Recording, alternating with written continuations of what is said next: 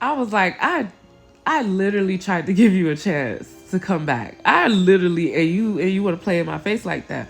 But like I said, if you're not paying attention, you're gonna see that Tasha literally set that all up.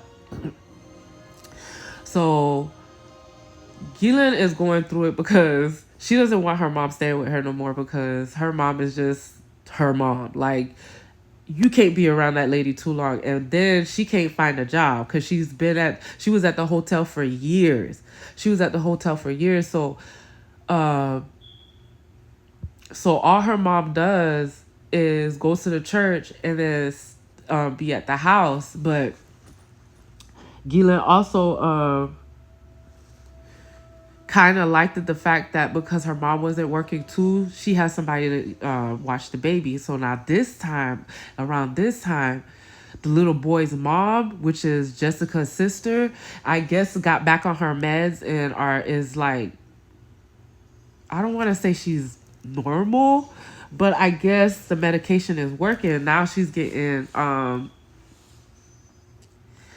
she wanting to see the little boy.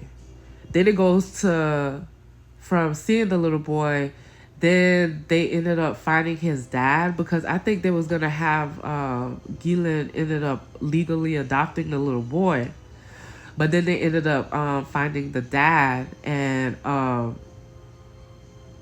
at first I don't think he wanted nothing to do with the little boy. And then it was like, I think they was gonna ask him to like sign over his rights so that way like Gillian could officially adopt him. But then he ended up like saying no, he didn't want that. And then I don't know if Jessica's sister and the baby daddy ended up talking or something, but then it started to come out that Jessica's sister wanted her baby back. And because she had a history of mental illness and then she was in jail for, I think, theft or something like that, she had to go through the process to actually get her son back. And it was like, I'm gonna say like I guess what people have to do when their child's in foster care, they have to go through the steps to get their child back out of foster care. But because she already agreed for Gillian to have him, it was like that in reverse. Basically, that's how I seen it as when Tasha was explaining it to me. And I guess the baby daddy liked the Gillian, and I guess was trying to make advances to her. And Gillian was like, "Nah, I'm here just about my son." Like it's not going no further than that. And I guess he got in his feelings, and then he was like saying that yeah, he's gonna start petitioning to get full custody of the boy. So now Gillian has the Jessica's sister, which is the mom, going for the little boy, and then she has the boy, the baby daddy, going for the little boy. So I can imagine all the stress that was upon her. And then the reason why the baby daddy was saying that he wanted his son back was because he said that he didn't want his son to grow up Haitian.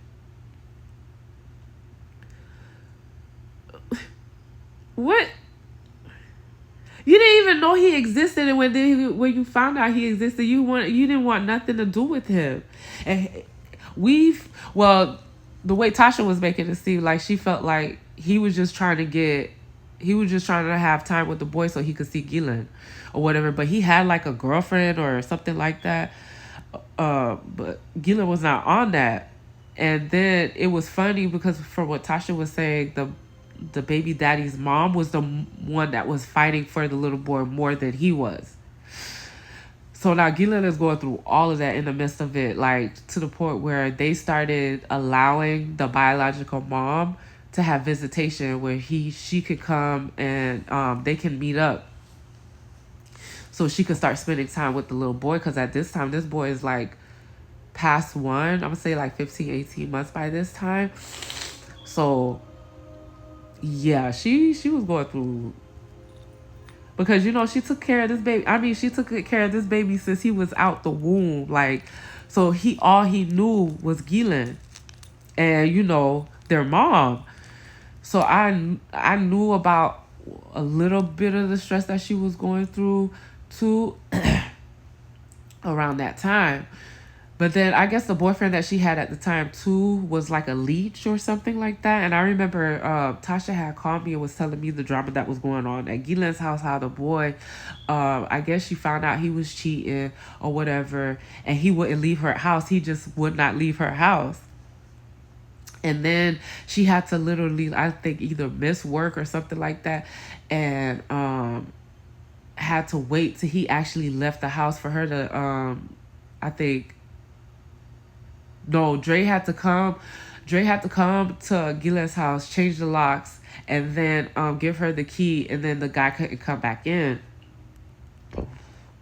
Oh, excuse me. So he was real pissed at Gila about that. He's like, I just want my shit back, da da da. But Gila would not let him back into the house. So he was like, oh, my sisters. He had sisters that stay around the complex, and he was gonna bring them to jump Gila. So even though even though me and Gila wasn't talking at that time, who you gonna jump?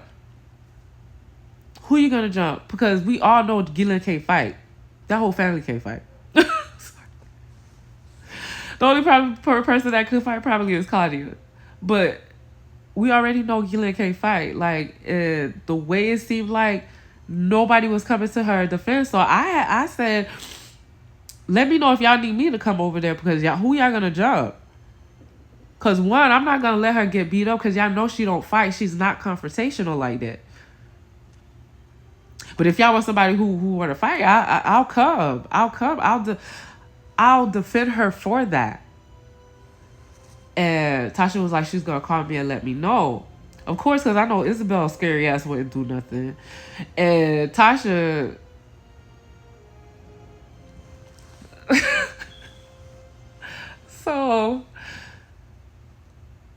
so when that whole situation went on, like, she was going through a whole bunch of stuff. But then a couple of weeks later, she was back talking to him. But I don't think she's talked to him, I think, longer than like a couple of weeks. And then she stopped talking to him. But she was going through all of that stuff. So